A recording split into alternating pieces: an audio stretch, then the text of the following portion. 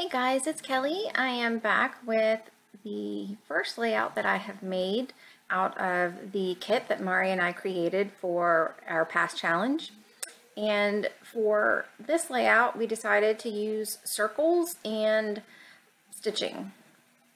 Now, I am at a crop when I'm making this layout, so my setup's a little bit different. And I went ahead and I cut the circles with a die set that I brought. My friend and I both went, and so like she brought her big kick and I had some dies and she had some dies. So I just picked the circle that was like closest to 2 inches. It was, I felt like a nice size that you'd be able to see the patterns without being too big.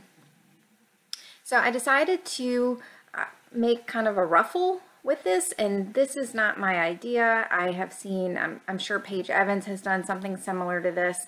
I think Ashley Horton has a layout that she did this, I think on the whole background, if I'm remembering correctly.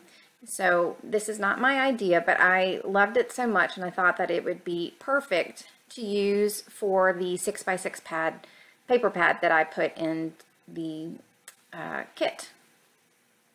So what I did is I just cut a bunch of circles of the different patterns and went ahead and cut them in half, and then I scattered them around so that I could see the patterns. And my goal was not to have 2 of the same pattern side by side or right on top of one another. And you know, I can tell you that I had some left over. I'm not even sure how many I cut. I think if we could, you know, counting 2, 4, 6, 7, so like 13, 26. So if you're gonna do this, probably, you know, 15 to 20 circles, and you could make about the same layout as I'm doing. I'd like to do a little bit more though, because I want to be able to have choices as to what I am putting where. So there you can see where I cut some of the circles out of the pattern papers, and I did not want to waste those papers. So I'm going to go ahead and use those to back my photo. My photo is one of the pictures that I took of my kitty Juliet, and you know, just the little look that she has on her face, and I like how she tucks her paw under, and any animal lover, you know, just loves it when your pet does something sweet like this. So I just wanted to use that on a page, and I felt like the colors in the notes and things, paper pad just really worked well with the colors of her fur.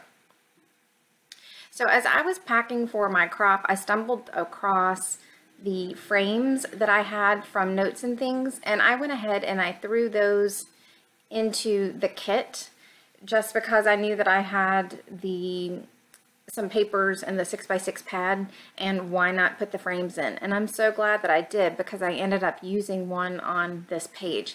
And I'll be honest, this is what's embarrassing. They were brand new and I had not opened them. So it's about time that I opened them and get them used.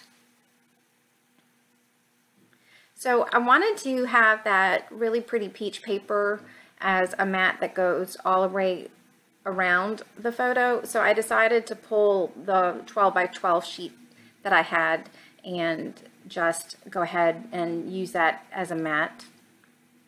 And then I could layer that craft piece of paper underneath. I didn't want to do too many layers because I felt like there was a lot going on with the design, the background design of all the circles. And I did pull that little birdie off of one of the sticker sheets and felt like it was a perfect layout to use that bird on. And that white crinkly paper is from Hobby Lobby, and I had bought that when they were on sale. I think you could get it for $1 when their brand, the Paper Studios, on sale. And I had just put that into like my stash of specialty papers or things that I might use to layer, such as like the tissue paper, or what else did the hazel and ruby paper that's on a roll that I like to use. So I just put a little bit of that in you know, a little envelope so that I could pull that out at the crop. So I pulled out some of the bits and pieces that came with the Project Life notes and things, and I had put those in my kit. And I had also pulled out the cork hearts that I wanted to use, and those were all of the details of my kit are in the previous video of the challenge if you didn't have a chance to see it, and if you want to see how I decided to pull things together. So if you haven't checked out Mari's video, you need to go check hers out as well. We had a blast putting together this kit and, you know, trying to think up the challenges. We want to do things that our viewers want to see.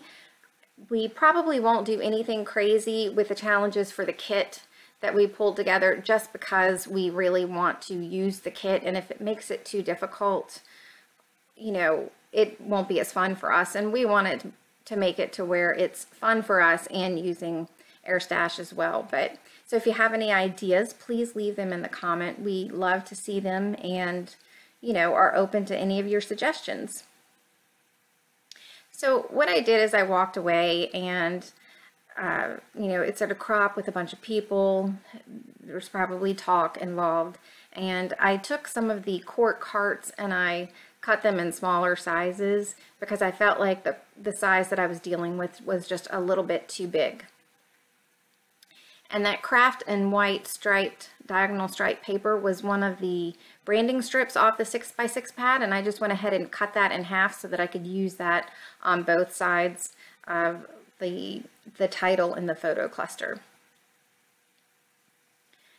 So don't forget, like if you have an embellishment, you know, that you maybe like but it's too big, to see if you can try to cut it down and make it work for what you have. So, you know, just because the heart was too big didn't mean that I couldn't use it, so that was nice. So I did pull out the cork letter stickers and am finally using those as well.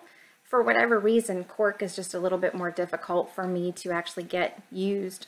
So I was happy to use them on this page, and I thought it worked very well. A different texture worked well with the hearts, and it worked well with the photo and the papers.